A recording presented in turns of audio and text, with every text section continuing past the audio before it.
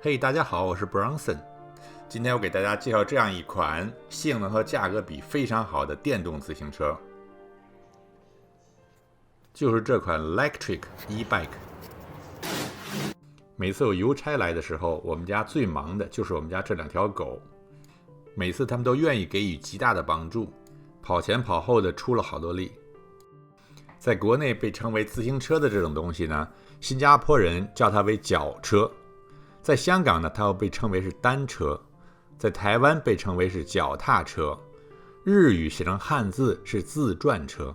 这次呢，这种电动自行车我一共买了2辆，我选择的是黑色的，我家夫人选择的是白色的。下面我们就打开看一看这个自行车究竟是怎样的。这个就是附赠的放在自行车后衣架上的一个防水的一个货包，这通常也是选购品。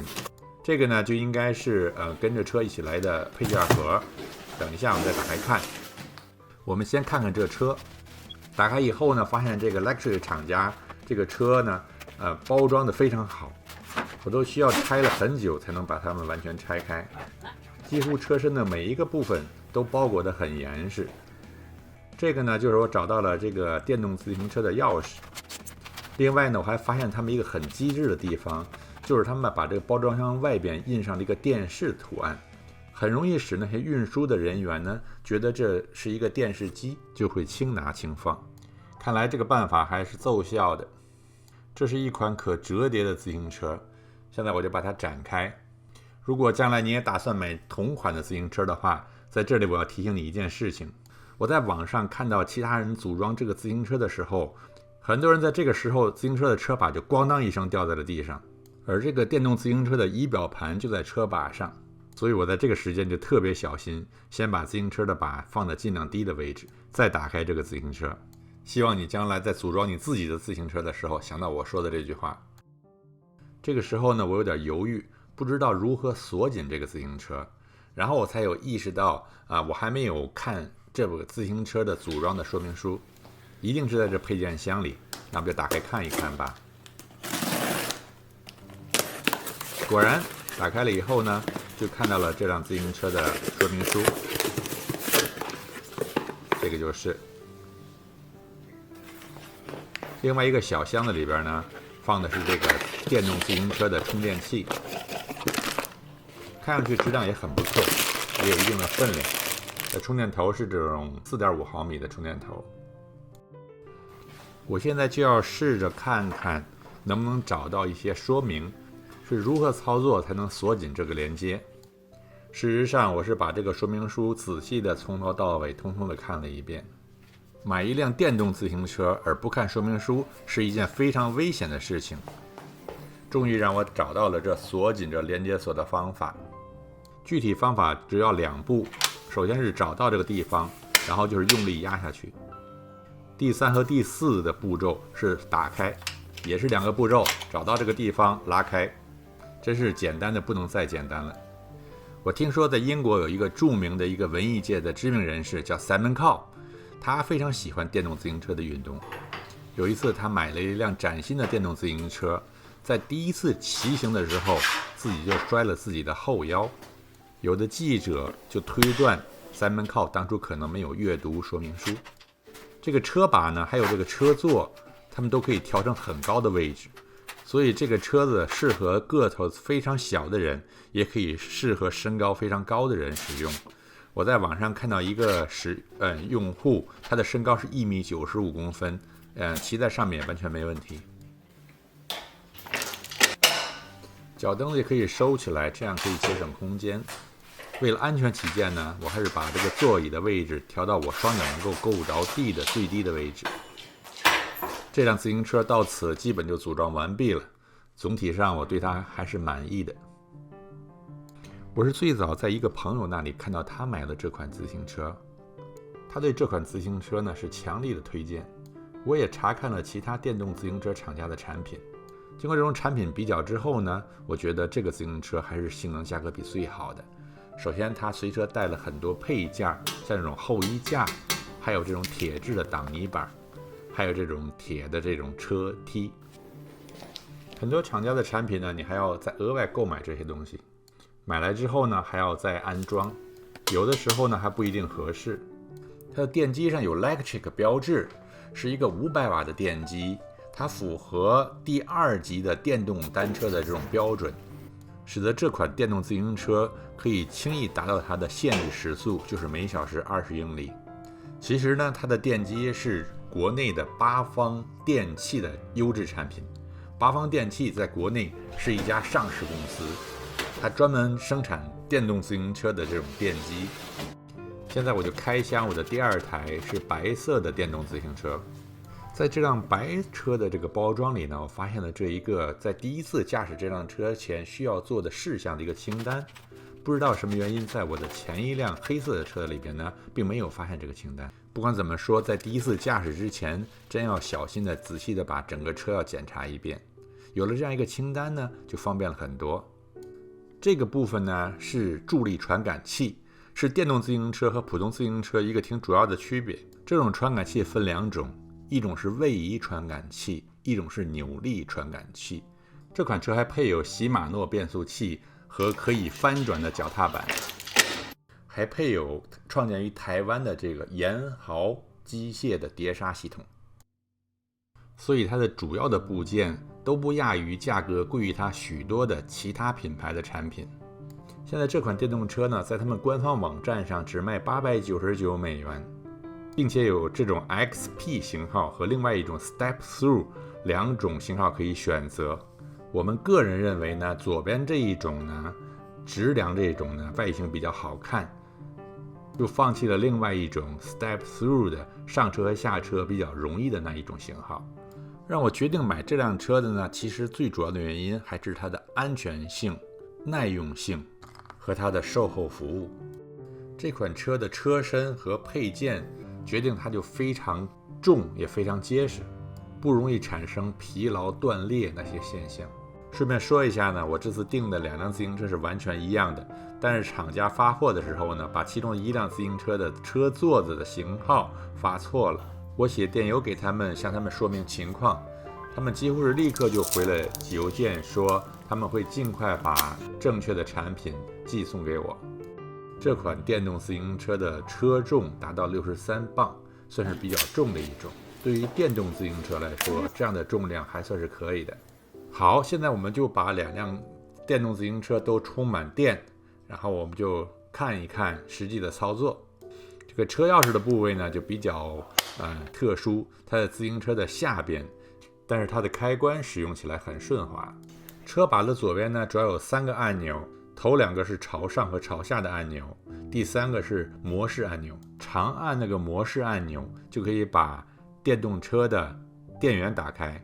这个仪表盘呢，又大又清晰，最上面一行呢是电池容量的指示，下边是速度的指示，然后是助力强度的指示和一个里程表。按朝上的按钮就可以增加助力的强度，共有5个等级。朝下的按钮呢，就减少助力的强度。右侧呢是变速器的控制器，共有7个速度可以选择。还有就是一个半截式的油门控制旋钮，开过摩托车的人对它都不会陌生。我们现在把助力放到1档，轻轻转动油门，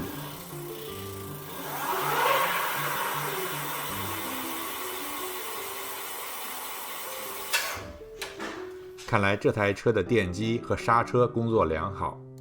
我们再看看第2辆怎么样，也是放到1档，然后转动油门，感觉这发动机挺有劲儿的。好，也没有问题。那我们下面再试验一下车灯。这个型号的车灯是整合在这个电气系统里边的，前后的车灯都可以控制，就是长按朝上的按钮就会把灯打开，同样的按钮也可以把灯再关掉。这辆车的轮胎呢，要求充气到30 psi。这个轮胎呢是叫正新轮胎的产品。正新轮胎是一家有3万多员工的企业，产品非常优秀。我们的另外一辆电动车呢，刚好配的是另外一个品牌，叫朝阳轮胎。行，好嘞。朝阳轮胎也有中国名牌轮胎的称号。好，既然都准备好了，我们就到室外实际操作一下吧。首先打开电源，把助力档搁到1档，然后开始起步。我刚才讲过呢，这款电动自行车配备的是位移式助力传感器，所以在起步的时候呢，必须脚踩脚踏板，使它发生一定的移动之后，助力才会发生作用。所以在这种比较湿软的地面的时候呢，起步的时候是稍微有一点困难的，但是一旦车辆开始移动了以后，就非常的容易了。把助力的等级放到1档，就可以产生很大的助力。这样骑了2圈呢，感觉非常的爽。哇，这真挺有劲儿的，挺有劲儿的。现在再替我太太把她的车检查一下，把她的座椅调到最低的位置。啊，我骑着，往前走，骑上去，坐好了。等会儿我告诉你啊，等会儿啊，等会儿把那个先打上去，把助力档调到1级，1了，对，好。完之后，现在骑个试试呗，那就。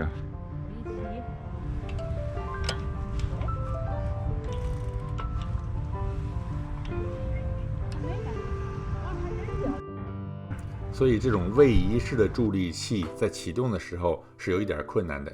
右边小方向转一下。我是想让它试试油门的控制。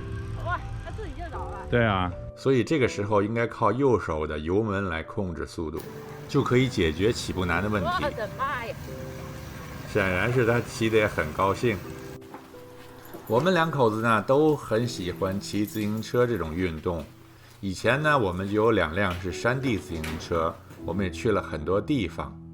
后来呢发现在旅行出门在外的时候呢携带不方便，我们又添置了2辆非常小的袖珍的可以折叠的自行车，这样我们出去旅行的时候，这2辆车很容易放到车的后备箱里。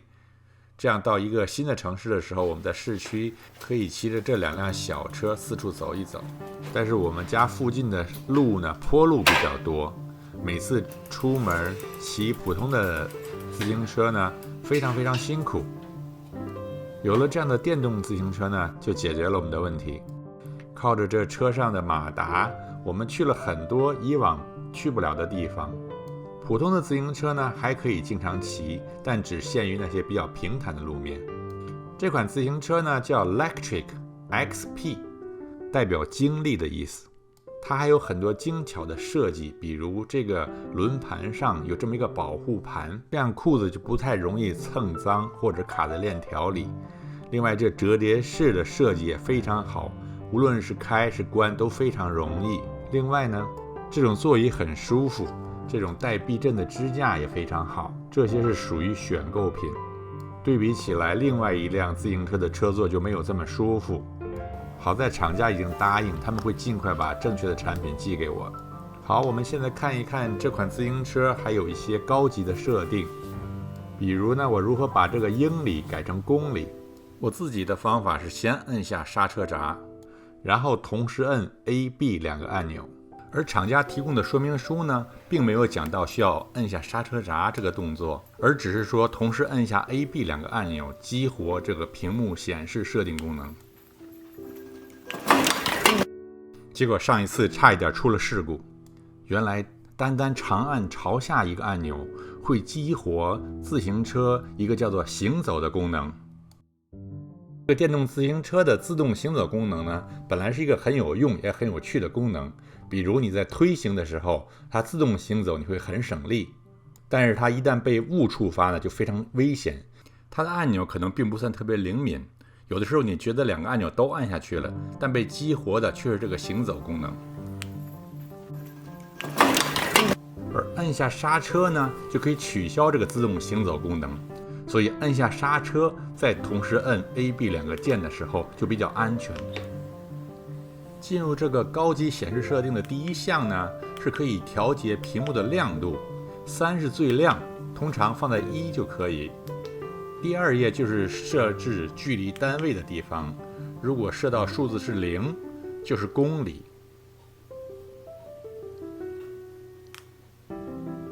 如果把这个数字改为1的话呢，就是英里。在这个说明书里边呢，有一个详细的列表，表明哪些设置可以更改，哪些不能更改。我们还把它设回到数字0，就是改成公里的模式。第3页的设置呢，是电池电压是48伏，这个最好不要更改。第4页是自动关机的时间的长度是10分钟。第6页是轮胎的尺寸。第8页是速度的限制。第9、第10、第11、第12这几个选项呢，都是和助推力有关的设置。你在开始的时候就使用这基本的设定值，在你真正明白了每一项的含义的时候，再酌情的修改。其中 P16 是可以恢复出厂设定的选项，其他的项目呢，暂时都不要更改。所有可以更改的项目都包含在这个表格当中了。另外，在这显示屏的最下方呢，除了可以显示总的里程数以外，可以显示这一次的旅行数、当前的电压、电流以及时间。通过点按模式按钮来实现它们的转换。在第一次骑行之前和骑行了几十公里之后呢，要定期的检查每一个螺丝的强度。事实上呢，这款自行车在工厂组装的非常好，几乎每一个螺丝都非常结实，也提供了一个列表，表明每一个螺丝该有的强度。电动自行车呢，充电时间也蛮快，通常在4到6个小时就可以充满。在充电的时候呢，电源指示灯是红色的，充满了之后呢，电源指示灯就变成了绿色。在网上呢，有人抱怨说，这款电动自行车的充电孔的胶皮没有办法塞紧。事实上，我试了一下呢，它的塞紧是可能的，但是要花比较大的力气。讲了这么多呢，其实你对你的自行车了解的越多，你的骑行会越安全。自从有了这款电动自行车之后呢，我们2个人又多去了很多地方，平时挺不容易到达的地方，有了电动自行车，去那些地方真的是易如反掌。生活增添了不少乐趣，同时也达到了强健身体的目的。